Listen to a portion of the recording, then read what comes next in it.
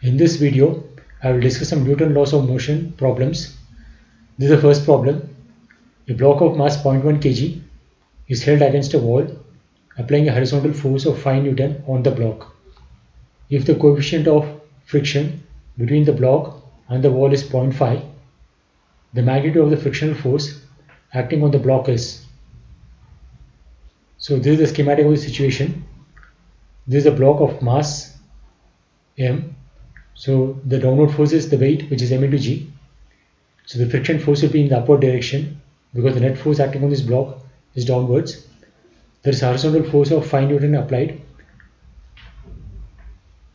So the friction force maximum value will be mu into n when it's a normal reaction, which is equal to 5 Newton, and mu is being given as 0.5. So the maximum friction force is 2.5 Newton. The weight of the block is 0.1 into 9.8. That is the value of g. So it's 0.98 Newton.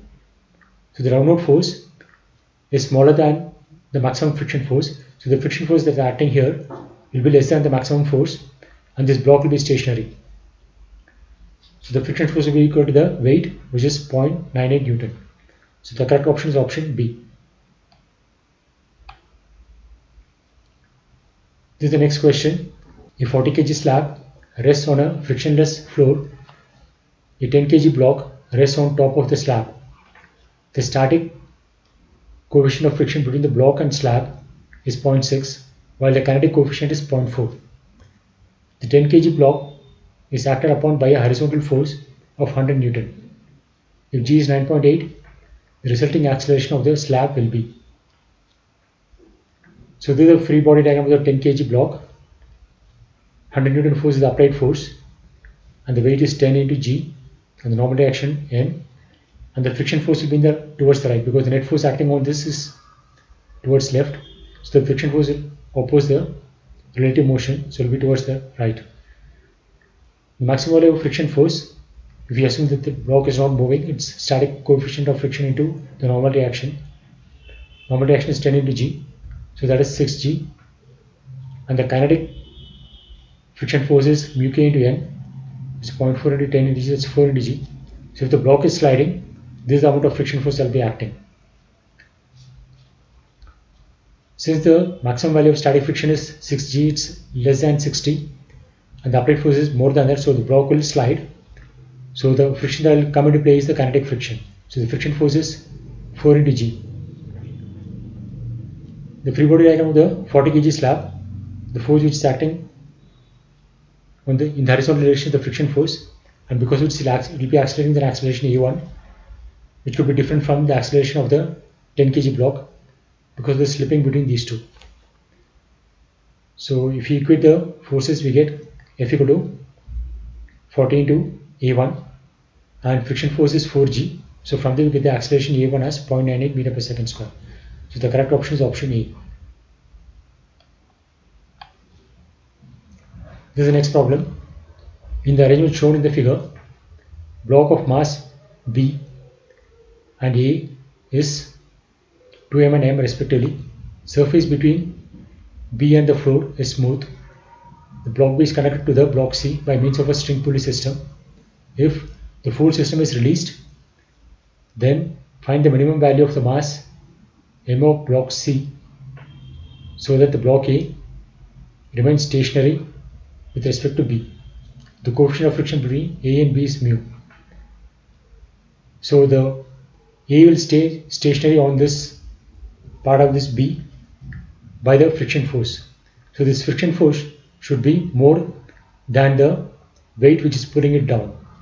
And this friction force is equal to mu into normal reaction, and the normal reaction will be more if this pseudo force, which is equal to m into A, acting on this block A in the horizontal direction is more. So this is a free body diagram. Block A, the downward force is the weight, upward force is the friction, normal reaction which is acted upon by the B part on A, and the pseudo force, because this B is accelerating with an acceleration A, that will be m into A. So the friction force is m into G. To find the minimum value of the mass of block C, which will keep this thing in rest. So the friction force will have to be maximum value. So that is mu into n, and normal reaction is m into a. So from this we get a as g by mu. If we draw the free body diagram of A and B as a combined system, then the horizontal force is the tension force of the string. So from this we get T equal to 3m into A. 3m is the mass of this full combination. And for block C, the upward force is T, downward force is the weight m into g. So from this we get m into g minus T equal to m into A, and tension is 3ma. So from this we get m as capital M as 3ma divided by g minus A. We can take this term on this side and this term on that side, right side. And acceleration, we can put it as g by mu. So from this we get capital M as this one, which is equal to 3m divided by mu minus 1. So the correct option is option C.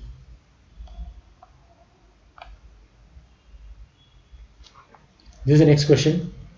A car is going at a speed of 6 meters per second, but it encounters a 15-meter slope of angle 30 degrees. The friction coefficient between the road and tire is 0.5. The driver applies the brakes. The minimum speed of the car with which it can reach the bottom is G is 10. So the force acting on the car when it's moving in this inclined portion is the weight mg, which is vertically downwards, and the friction force along the plane in the upward direction in the normal reaction. So if you write the equation, we get mg sine 30 minus f. This is the net force acting in the downward direction, which is equal to m into a in the downward direction, and friction force is mu into the normal reaction, and the normal reaction is mg cos 30. So putting the values of sine and cos, we get acceleration as g by 2 into 1 minus this quantity. So its value is 0.67 meter per second square. So the initial speed here is u, 6 meter per second. It's been given, and this distance is 15 meters. So using the equation v square equal to u square plus 2as, u is known, a is known from here, and s is known. We get v as 7 point something. So the correct option is option C. This is the next problem. In the figure shown, a ring of mass m and a block of mass small m are in equilibrium. So it's not moving. The string is light and pulley P does not offer any friction, and the coefficient of friction between the pole and m is mu. The friction force offered by the pole on m is, so if you draw the free body diagram of this ring, the force in the right direction is the tension of the string T, and the normal direction is in the left direction. Weight of the ring is capital M into G, and the friction force will be in the upward direction. So since it's in equilibrium, the friction force should balance mg. So the direction of the friction force is m into g in the upward direction. So the correct option is option A. Normal reaction will be equal to T, and the tension will be equal to mg, because if you draw the free body diagram of this block, we'll get tension as mg. So the maximum friction force is mu into n, which is mu into m into g. So the friction force which is actually acting, which is mg, should be less than this maximum friction force. Otherwise, it won't be in equilibrium.